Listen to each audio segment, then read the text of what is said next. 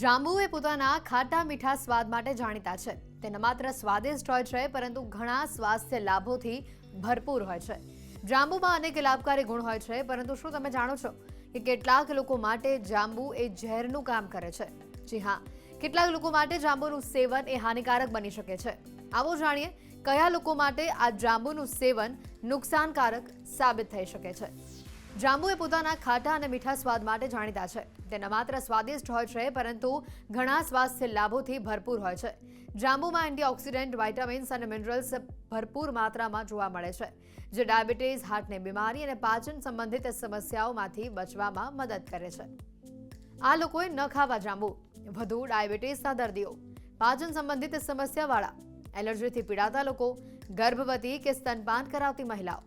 જાંબુમાં પ્રાકૃતિક રૂપે રહેલી શુગર એ લોહીમાં ગ્લુકોઝના લેવલને ઘટાડવામાં મદદ કરે છે. પરંતુ જો તમે પહેલાથી જ ડાયાબિટીસની દવાઓ લઈ રહ્યા હોવ તો જાંબુનું વધુ સેવન એ લોહીમાં શુગરના લેવલને ખૂબ જ ઘટાડી શકે છે, જેનાથી હાઇપોગ્લાઇસેમિયા થઈ શકે છે. જાંબુમાં ફાઇબરની માત્રા વધુ પ્રમાણમાં હોય છે, જે પાચનને સારું બનાવવામાં મદદ કરે છે. પરંતુ જો પહેલાથી જ ઝાડા, પેટ ફૂલવું કે ગેસ જેવી પાચન સંબંધિત સમસ્યા છે તો જાંબુનું સેવન આ સમસ્યાને વધારી શકે છે. કેટલાક લોકોને જાંબુથી એલર્જી પણ હોય છે, અને એલર્જીના લક્ષણો સ્કિન પર ફોલ્લીઓ, ખંજવાળ, સોજો, પેટમાં દુખાવો, ઉલટી અથવા શ્વાસ લેવામાં તકલીફ જેવી હોઈ શકે છે. જો જાંબુ ખાધા બાદ તમને આવા કોઈ પણ લક્ષણ જોવા મળે છે તો તાત્કાલિક તમારે ડોક્ટરનો સંપર્ક કરવો જોઈએ. ગર્ભવતી કે સ્તનપાન કરાવતી મહિલાઓએ જાંબુના સેવનમાં સાવધાની રાખવી. જાંબુમાં રહેલ કેટલાક કમ્પાઉન્ડ ગર્ભાશયને ઉત્તેજિત કરી શકે છે અને સમય પહેલા પ્રસવ કે ગર્ભપાતનો ખતરો વધારી શકે છે. તો જાંબુના કેટલાક કમ્પાઉન્ડ સ્તનના દૂધમાં પ્રવેશ કરે છે અને શિશુમાં એલર્જી કે પાચન સંબંધિત સમસ્યાઓ તે પેદા કરે છે. જે લોકોને એથેરોસ્ક્લેરોસિસ કે લોહીની ગાંઠ બનવાનો જો ઇતિહાસ રહેલો હોય તેઓએ પણ જાંબુનું સેવન ન કરવું. ચોમાસામાં જાંબુનો ઉપયોગ વિપુલ પ્રમાણમાં કરવામાં આવે છે. ડાયરેક્ટ જાંબુ ખાવામાં આવે છે. આ ઉપરાંત જાંબુન શોર્ટ્સ અથવા જાંબુનો રસ પણ ઉપયોગ કરવામાં આવે છે. તો આવો જાણીએ તેના ફાયદા. ખાસ કરીને જે લોકોને ડાયાબિટીસ છે તેમાં જાંબુ ખૂબ જ ફાયદો આપે છે. જાંબુ એ સાકરના ચયાપચયને વધારે છે, પરિણામે શુગરનું લેવલ છે તે કંટ્રોલમાં રહે છે. આથી ડાયાબિટીસના રોગીઓને ખૂબ ફાયદો થાય છે.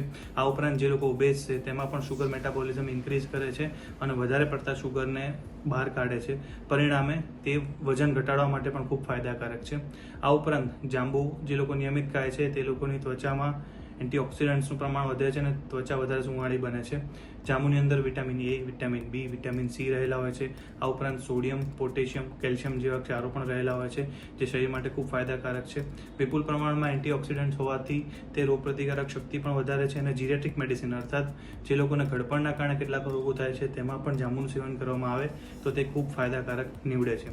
આમ જે લોકો યોગ્ય રીતે જાંબુનું સેવન કરે તેમાં ખૂબ ફાયદાકારક છે.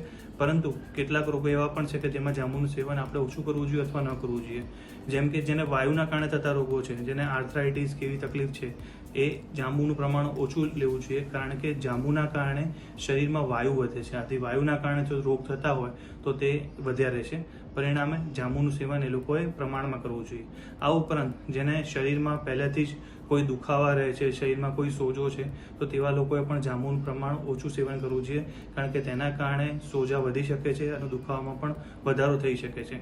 આથી વૈદ્યકીય સલાહ અનુસાર જો જાંબુનું સેવન કરવામાં આવે યોગ્ય પ્રમાણમાં તો તે ખૂબ ફાયદાકારક છે.